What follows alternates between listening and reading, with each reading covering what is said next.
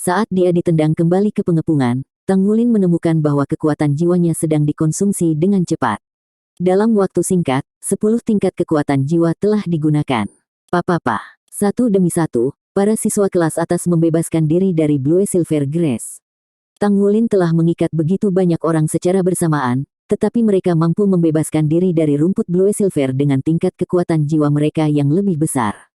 Setelah istirahat, efek samping variannya Blue Silver Grass muncul dengan sendirinya, kekuatan jiwanya dengan cepat menipis. Bocah, kamu berani menabrakku. Siswa kelas atas berteriak ketika dia mengayunkan tinjunya ke arah wajah Tang Wulin. Berhenti, Musi berteriak dengan tajam. Murid laki-laki dengan kesal menahan tangannya, tetapi dia masih mendorong Tang Wulin ke tanah. Tang Wulin akhirnya menyadari bahwa Musi adalah orang yang sebelumnya telah melepaskan cahaya yang menyala-nyala itu. Mengejutkan, 2 cincin jiwa 100 tahun kuning bangkit dari kakinya. Di atas kepalanya ada bola cahaya keemasan yang bersinar seperti matahari. Di bahu kirinya ada api bundar kecil, berdenyut dengan energi. Sepertinya nyala api ini adalah jiwa rohnya. Api itu untuk sementara tertahan, tapi suhu di sekitarnya masih naik beberapa derajat. Jiwa bela diri macam apa ini? Itu memiliki aura kekuatan di sekitarnya. Para siswa kelas atas lainnya bergegas untuk menyingkir saat Musi berjalan menuju Tang Wulin. Meskipun panas jiwa bela dirinya telah ditahan, itu masih mengesankan dan gagah seperti sebelumnya. 2 cincin. Itu berarti dia sudah menjadi jiwa Grandmaster. Saya Musi dari kelas 1 kelas 5. Saya ingin bersaing dengan Anda dalam menempa. Jika Anda memiliki keinginan untuk terus belajar di akademi ini, maka Anda tidak bisa menolak, kata Musi dingin. Sejak dia masih kecil, Musi telah menjadi gadis yang sangat kompetitif. Tang Wulin memelototinya. Dia membenci orang yang paling mengancamnya dan segera, sisi keras kepalanya mengambil alih. Tepat saat dia akan berbicara, suara sedingin es menyela.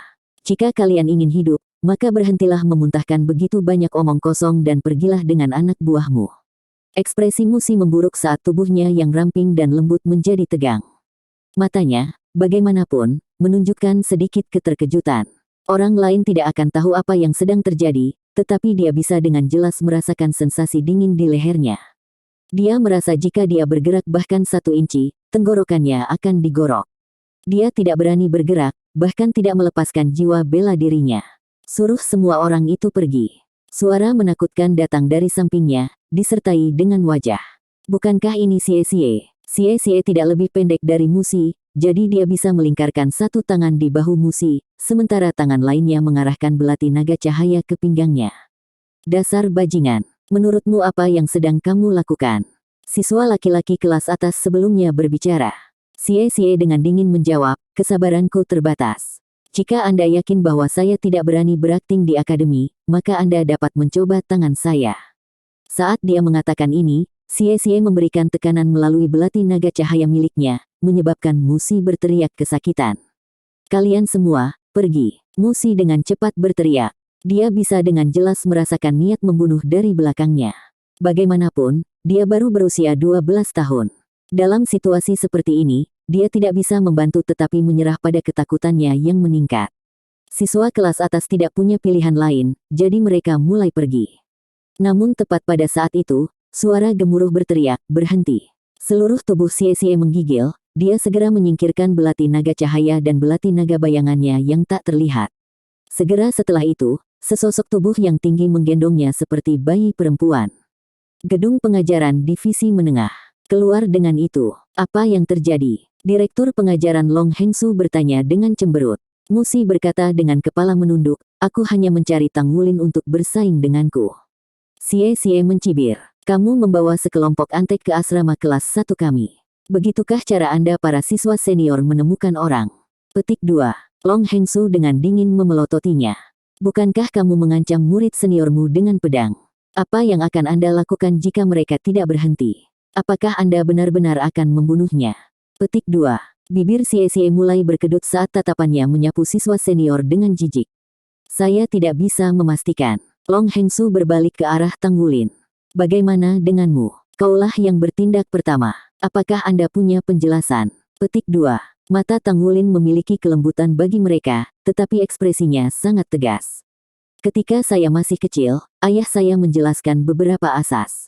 Ketika saya memasuki akademi dasar, dia mengatakan kepada saya bahwa jika dia tahu saya menindas adik kelas saya, dia akan dengan kejam menguliahi saya. Namun, jika siswa yang lebih tua menindas saya, maka saya harus membalas mereka tanpa ragu-ragu dan dia tidak akan menyalahkan saya sama sekali. Petik 2. Saat dia melihat anak di depannya, Long Hengsu terkejut menemukan bahwa setelah bertindak sebagai direktur pengajaran selama bertahun-tahun, dia akhirnya bertemu seseorang yang bisa membuatnya tidak bisa berkata-kata. Kata yang bagus. Saya tidak berpikir murid saya telah melakukan kesalahan, kata Wu Zhangkong dengan suara sedingin es saat dia berjalan ke kantor. Ekspresi Long Hengsu menjadi masam. Guru Wu, apakah Anda sudah melupakan sopan santun yang paling dasar, seperti mengetuk? Wu Zhangkong dengan dingin meminta maaf. Wajah Long Hengsu bergerak-gerak. Di mana ketulusan dalam permintaan maaf orang ini?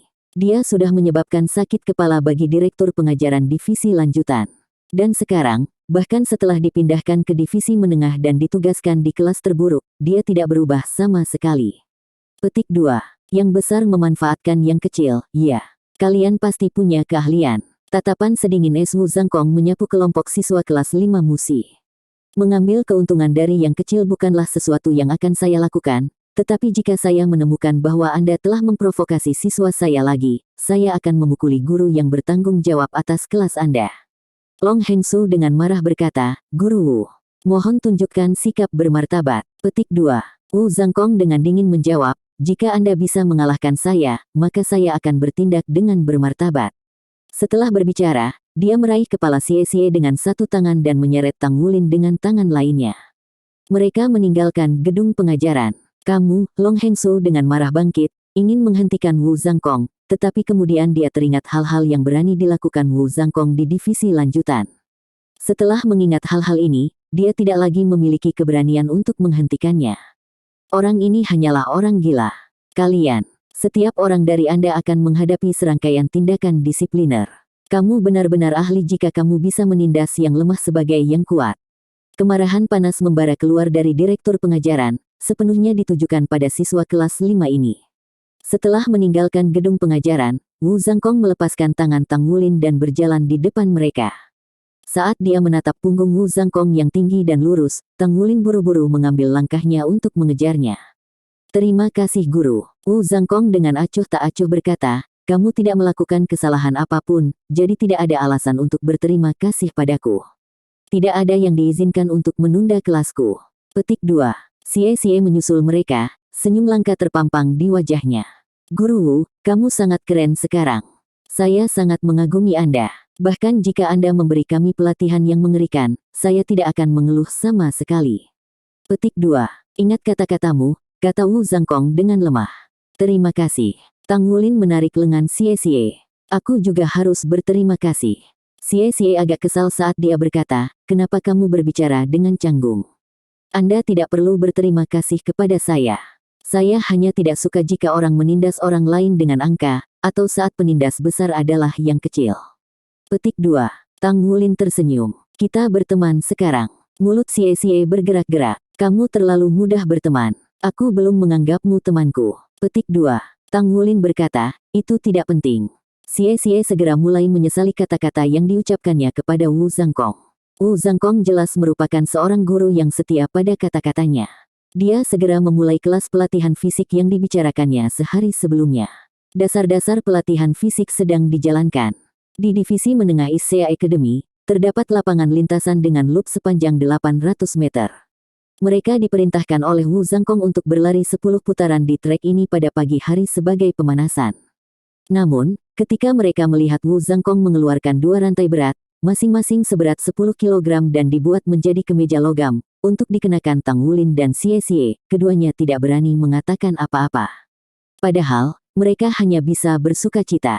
Jika itu kemarin, Xie pasti akan memberontak dengan amarahnya itu. Tapi hari ini, dia tidak melawan sama sekali. Meskipun dia masih angkuh, dia masih akan berusaha sekuat tenaga untuk melakukan semua yang diperintahkan Wu Zhangkong.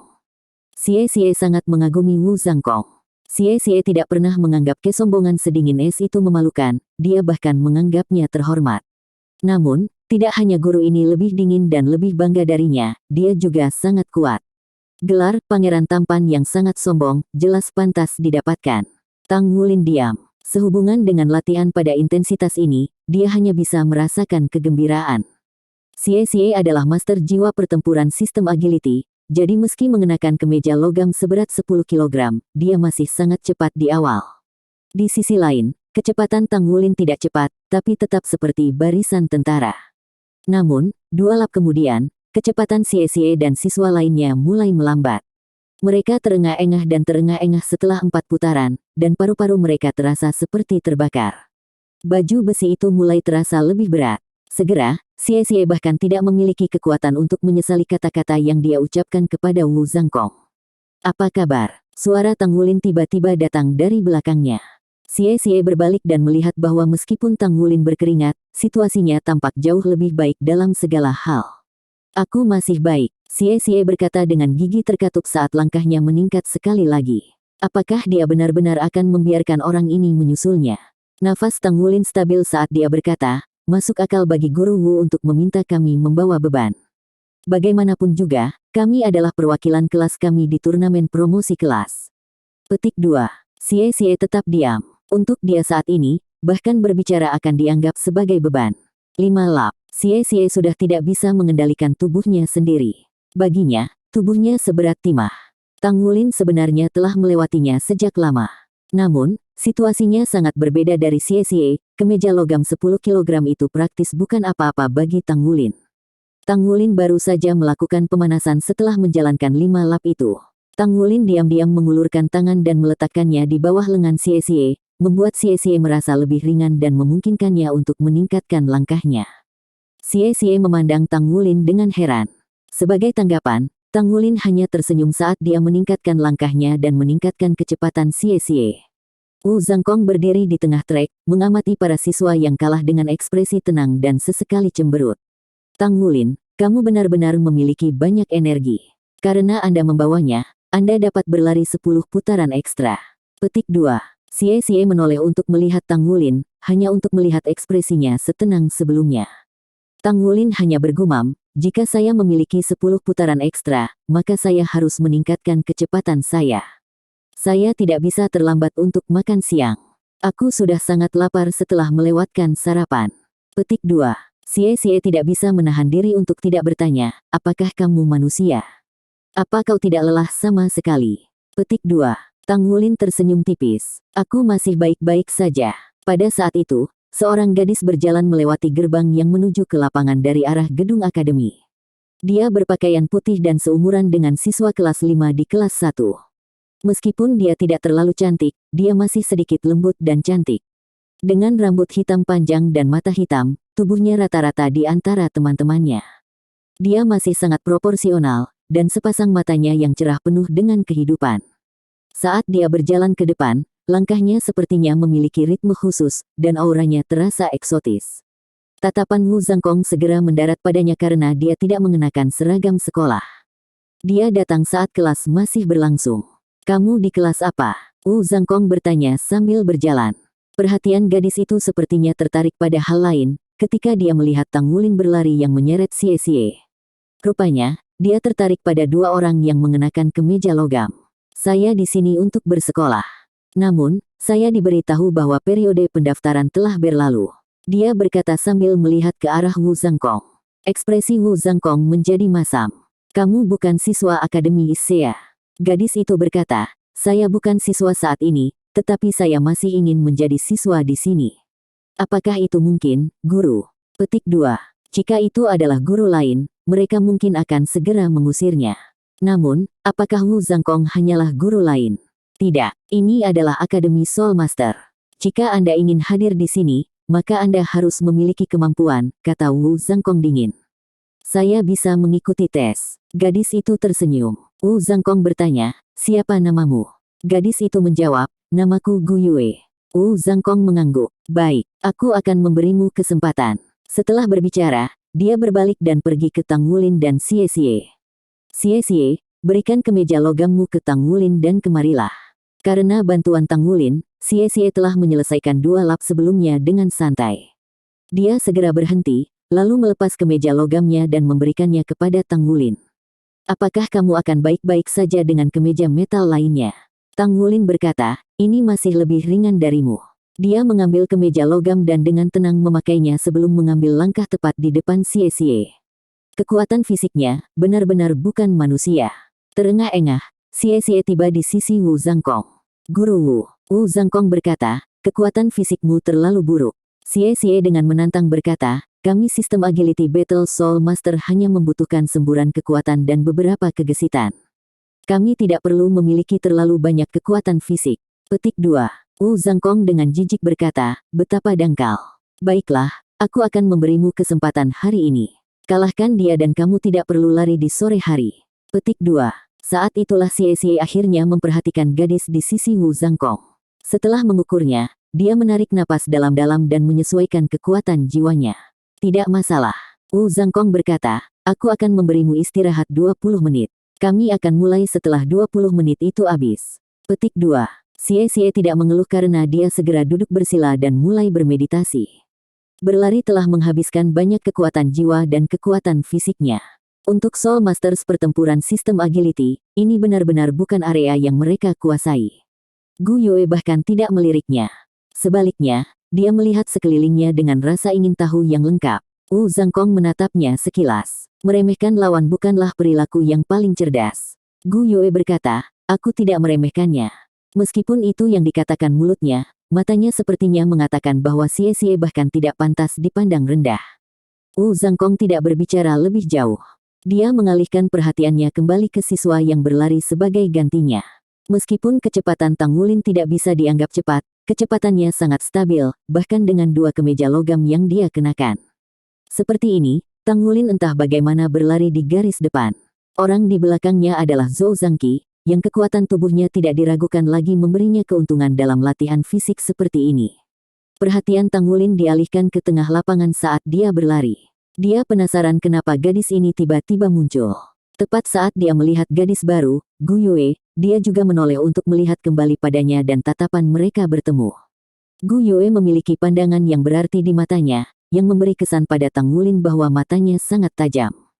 20 menit segera berlalu. Xie menembak ke depan dan melakukan beberapa latihan. Tubuhnya sekali lagi dipenuhi dengan energi. Wu Zhangkong mengangguk. Berdirilah 30 meter satu sama lain dan bersiaplah. Xie mundur ke belakang, setiap langkah membuatnya mundur dengan jarak yang sama. Dari awal sampai akhir, tatapan Xie tidak meninggalkan Gu Yue. Dia merasa terancam ketika pertama kali melihat gadis ini, dan sekarang memperlakukannya dengan sepenuh hati sebagai lawan yang layak. Selama pertempuran antara Tang Wulin dan Xie, Tang Wulin bukanlah satu-satunya orang yang diuntungkan. Xie mendapatkan keuntungan dari mereka juga. Paling tidak, dia mengerti apa artinya bahkan seekor harimau harus berburu kelinci dengan seluruh kekuatannya. Hanya sekali mereka berdua berjarak 30 meter satu sama lain, tatapan Gu Yue berhenti mengembara dan tertuju pada Xie. Mulai, Wu Zhangkong hanya mengumumkan. Setelah teriakan Wu Zhangkong, Xie segera melepaskan jiwa bela dirinya dan terbang menuju lawannya dengan kecepatan maksimum. Kekuatan ledakannya benar-benar menakjubkan. Dia meluncur ke depan seperti citah yang kuat. Jarak 30 meter di antara mereka dengan cepat ditutup.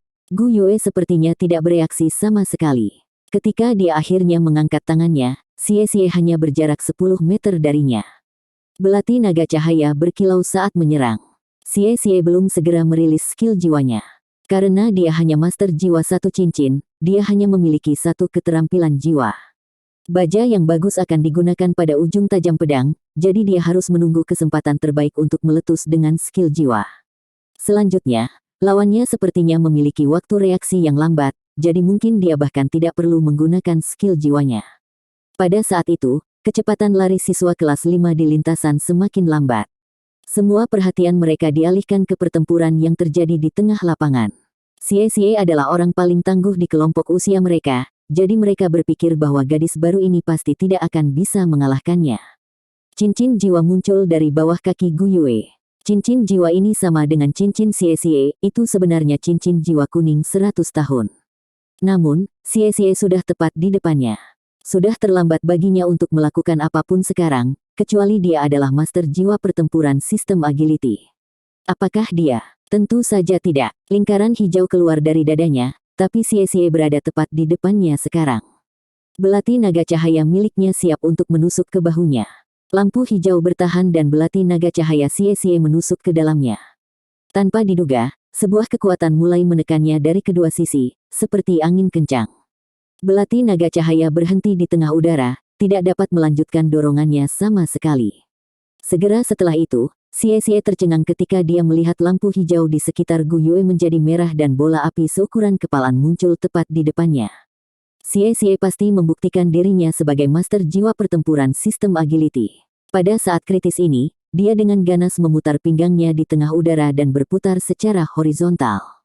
Bola api kecil itu meleset sehelai rambut dari wajahnya, hanya mampu menghanguskan beberapa helai rambut di kepalanya. Tepat saat kakinya menyentuh tanah, Xie meluncurkan dirinya kembali, membuat jarak yang cukup antara dia dan Gu Yue. Apa kekuatan itu barusan? Setelah beberapa lompatan mundur, dia membuka jarak 20 meter di antara mereka berdua. Ketika Xie menatap Gu Yue sekarang, ekspresi serius bisa terlihat. Mata Gu Yue bersinar karena kejutan. Secara alami, dia tidak mengangkat tangannya terlalu lambat karena waktu reaksi yang lambat, melainkan itu disengaja. Itu semua demi mengakhiri pertarungan dalam satu serangan. Namun, dia tidak pernah menyangka reaksi Xie lebih cepat darinya. Dia sebenarnya bisa menghindari bola api itu. Goresan seriusnya menembus Xie, sementara Wu Zhangkong memberinya tatapan serupa. Ini karena Wu Zhangkong tidak dapat membedakan apa jiwa bela diri Gu Yue. Apa sebenarnya jiwa bela diri gadis ini? Lampu hijau itu sepertinya dari elemen angin, tapi bola api itu jelas dari elemen api. Mungkinkah dia memiliki jiwa bela diri kembar dari elemen angin dan api? Jika ini masalahnya, maka itu benar-benar akan mengambil permata yang berharga. Xie sedikit kehabisan nafas, tapi dia menembak ke arah Gu Yue sekali lagi. Kecepatannya jelas lebih cepat dari sebelumnya, dan dia tidak langsung ke arahnya kali ini, sebaliknya, dia berputar-putar di sekitar Gu Yue dengan kecepatan kilat. Kecepatannya sangat cepat sehingga orang lain bahkan tidak bisa mengikuti gerakannya. Seperti ini, jarak antara mereka berdua dengan cepat menutup. Cincin jiwa kuning di tubuh Gu Yue berbinar, menyembunyikan jiwanya. Dia hanya berdiri di sana dengan tenang, bahkan tidak menoleh ke wajah Xie saat dia mengelilinginya. Saat jarak semakin dekat dan dekat, Xie tiba-tiba meledak, meluncur ke depan dengan miring. Ketika dia hanya 5 meter dari Gu Yue, cincin jiwa 100 tahunnya tiba-tiba bersinar terang, dan dia melambaikan belati naga cahaya, mengiring pedang cahaya terbang ke arahnya. Keterampilan jiwa 100 tahun, keterampilan jiwa pertama dari belati naga ringan Xie, pisau naga ringan. Pedang cahaya kuning terbang di udara sambil mengeluarkan auman naga. Cahaya itu menjadi semakin cemerlang. Hal yang paling aneh, bagaimanapun, adalah ketika itu semakin dekat dengan Gu Yue, sampai akhirnya hanya 1 meter darinya, itu tiba-tiba berputar di udara dan berubah arah. Benar sekali, ini adalah keterampilan jiwa 100 tahun yang kuat. Selain itu berasal dari jiwa bela diri kelas tinggi Xie. Sayangnya, lawan yang dia hadapi hari ini benar-benar tidak masuk akal. Tepat saat pedang naga cahaya hendak menebas bahu Gu Yue, lampu hijau muncul sekali lagi, bertemu pedang cahaya dengan sangat presisi. Itu hampir seolah-olah lampu hijau juga pedang cahaya, hanya yang berwarna hijau. Pedang lampu hijau tidak sekuat pedang naga cahaya dan terpotong beberapa saat. Namun, penundaan saat itu memungkinkan Gu Yue untuk mengambil langkah, benar-benar menghindari pedang naga cahaya. Xie tidak mempertimbangkan kemungkinan mengalahkan lawannya dalam satu gerakan. Jadi, saat pedang naga ringannya terbang menuju Gu Yue, tubuhnya juga melompat ke arahnya. Sementara Gu Yue mondar-mandir menjauh dari Xie, dia sudah menghitung jarak dan muncul di sisi Gu Yue dengan Light Dragon Blade-nya terangkat. Hasilnya sepertinya Gu Yue bentrok dengan belatinya. Langkah tak terduga ini bahkan mendapat anggukan dari Wu Zhangkong yang ketat. Meskipun kultivasi Xie belum mencapai 2 cincin, dia mulai memahami makna mendalam menjadi master jiwa pertempuran sistem agility. Tang Wulin memperhatikan pertandingan ini juga. Ini memungkinkan dia untuk merasakan secara mendalam perbedaan besar antara dia dan Xie. Kemenangan pertamanya adalah kemenangan yang tidak terduga, dan yang kedua adalah karena timbangan emas yang aneh. Namun kenyataannya, kemampuan Xie jauh di atas miliknya. Titik pendaratan Xie adalah 1 meter dari Gu Yue. Posisi ini berada dalam prediksinya, memungkinkannya berada dalam jarak yang cocok untuk menyerang lawannya, tetapi masih dengan ruang yang cukup untuk melarikan diri. Menghadapi lawan yang kuat memberinya kesempatan untuk lebih melepaskan potensinya. Namun, lawan ini ternyata tangguh. Begitu ujung kakinya menyentuh tanah, Xie merasakan isapan tiba-tiba dari tanah, seolah-olah melangkah ke rawa berlumpur. Dia menurunkan kaki kirinya dengan niat sebelumnya untuk bangkit, tapi itu telah berubah seketika menjadi serangan darat. Gu Yue terhuyung dan tubuhnya miring sedikit ke depan yang memungkinkan dia berhasil menghindari serangan Xie. Pada saat yang sama, sebutir es keluar dari tangannya. Sasarannya bukanlah Xie, tapi area di bawah kakinya. Es menghantam genangan lumpur tempat kaki kiri Xie berada dan mengeras. Kaki Xie macet. Gu Yue berbalik dan melambaikan tangannya, bola api muncul dan terbang menuju Xie. Dalam jarak sedekat ini, tidak mungkin Xie menghindar, bahkan jika dia adalah master jiwa pertempuran sistem agility. Namun, pada saat ini, Xie mengungkapkan kemampuan aslinya. Light Dragon Blade miliknya muncul, dan menebas secara akurat ke arah bola api yang masuk. Bola api itu menabrak sekelompok bara api. Gu Yue mengangkat kedua lengannya dan melepaskan es dan bola api secara terus-menerus. Dengan hanya Light Dragon Blade, Xie segera tidak dapat memblokir tembakan Gu Yue. Tapi di saat yang sama, dia mengangkat tangan kirinya dan kilatan di antara matanya bersinar lebih kuat. Sebagai master jiwa pertempuran sistem agility dengan Twin Martial Souls, kemampuan gerakan dan kecepatannya diikat, tetapi dia masih memiliki kepercayaan diri dalam pertempuran jarak dekat. Keduanya memiliki satu cincin jiwa, yang berarti mereka belum mencapai peringkat 20 dalam kultivasi. Dengan karunia jiwa bela diri kembar dan master jiwa peringkat 18, Xie percaya diri menang melawan lawannya dengan bersaing murni pada konsumsi kekuatan jiwa. Belati naga cahaya dan belati naga bayangan. Keduanya menari di udara dan menyerang tepat di Gu Yue, yang pingsan karena kekalahan. Itu menunjukkan penilaian Xie yang sangat tepat. Mata Wu Zhangkong memantulkan berbagai warna, tidak hanya untuk penampilan Xie, tapi juga untuk penampilan Gu Yue. Es, api, bumi, angin, keempat elemen ini telah ditampilkan dalam pertandingannya dengan Xie. Dan tampilan menunjukkan variasi skill baik dalam kontrol maupun serangan. Meskipun Wu Zhangkong tidak sepenuhnya memahami dari mana keterampilan jiwa Gu Yue berasal, menilai dari kemampuannya untuk memanfaatkan empat elemen sekaligus dengan cincin jiwa membuktikan bahwa ia memiliki jiwa bela diri yang unggul. Seringai dingin muncul dari sudut mulut Xie. Meskipun kamu kuat, kekuatan jiwamu tidak ada bandingannya dengan milikku. Aku memiliki jiwa bela diri kembar, dan aku peringkat 18. Bahkan dengan hanya berkompetisi pada konsumsi kekuatan jiwa, aku bisa mengalahkanmu. Petik 2. Jelas bahwa semua orang adalah master jiwa satu cincin. Xie mulai merasakan lumpur yang membeku mengendur dan berhasil melepaskan diri dari belenggu yang mengikat kakinya. Situasinya telah berbalik menguntungkannya. Namun, pada saat ini, dia menangkap seringai di wajah Gu Yue, segera diikuti oleh bola cahaya putih dari tangan lawannya, bukan bola api. Cahaya itu meledak di depan mata Xie dan membutakannya seketika. Tidak baik. Sebuah suara di dalam Xie memanggil dan sepasang belati mulai melambai di depannya, dengan harapan dengan menggunakan serangkaian serangan intensif akan menangkis pukulan lawan. Baik, mari berhenti di sini. Wu Zhangkong bersuara. Penglihatan Xie baru pulih setelah 10 detik atau lebih, tapi matanya berkaca-kaca. Kamu menang. Wu Zhangkong menunjukkan komentarnya pada Gu Yue. Xie membantah, Guru, saya tidak kalah. Serangan saya sangat intensif dan dia tidak berhasil menghancurkannya dengan serangannya. Petik 2. Wu Zhangkong bersuara dengan tenang, kamu kalah, ambillah. Saat Anda dengan cemas mengayunkan belati Anda, dia sudah pindah ke sisi Anda. Petik 2. Gu Yue menyeringai, cahaya perak di tubuhnya berkedip dan melesat 3 meter secara horizontal. Xie tercengang ini kemampuan apa ini? Gu Yue melihat ke arah Wu Zhangkong, Guru. Jadi, apakah saya diterima di akademi ini sekarang? Petik 2. Wu Zhangkong menganggukkan kepalanya, aku pasti akan memenuhi janjiku. Namun, beritahu saya apa latar belakang Anda, dan apa jiwa bela diri Anda itu. Petik 2. Gu Yue mengeluarkan selembar surat dari dadanya, ini adalah surat rekomendasi dari sekolah dasar saya. Dan sebagai jiwa bela diri saya, itu adalah elementalis. Petik 2.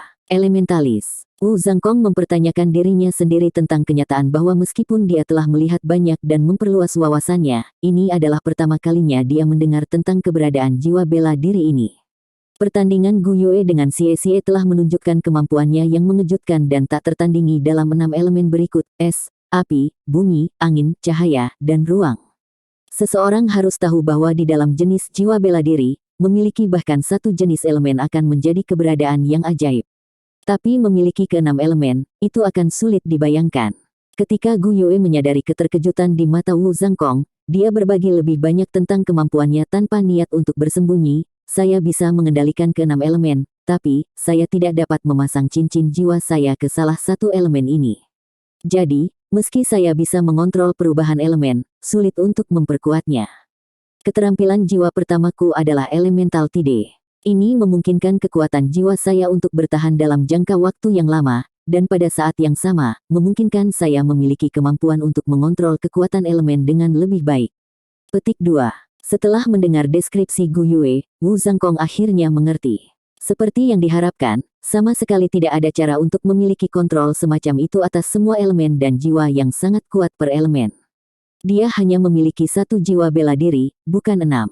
Kemampuan untuk mengontrol keenam elemen pada saat yang sama berarti bahwa dia tidak akan dapat berspesialisasi dalam satu elemen dan semua dari 6 elemen tidak disertai dengan keterampilan jiwa tambahan. Apa yang Gu Yue tunjukkan beberapa saat yang lalu berasal dari bagaimana dia bisa mengendalikan elemen, serta pelepasannya. Tidak heran tidak ada satupun dari kemampuannya yang tampak sangat kuat, dan hanya di bawah aplikasi pintar Gu Yue yang memungkinkannya untuk mengalahkan Xie Xie. Namun, jiwa bela diri Gu Yue ini pasti lebih unggul, dan itu tidak akan pucat dibandingkan dengan jiwa bela diri kembar dengan cara apapun. Mengabaikan kemampuan lain, dia hanya menggunakan elemen tanah untuk membangun rawa untuk menjebak Xie Xie, dan penggunaan elemen es untuk membekukannya adalah tanda bahwa dia memiliki pengetahuan dalam memanfaatkan properti elemen untuk keuntungannya. Jika dia dilatih dengan tepat, akan mungkin untuk mempersiapkannya menjadi master jiwa yang jenius. Wu Zhangkong melanjutkan, bagus. Saya sudah mengerti. Anda sekarang adalah bagian dari kelas kami, kelas 1 kelas 5.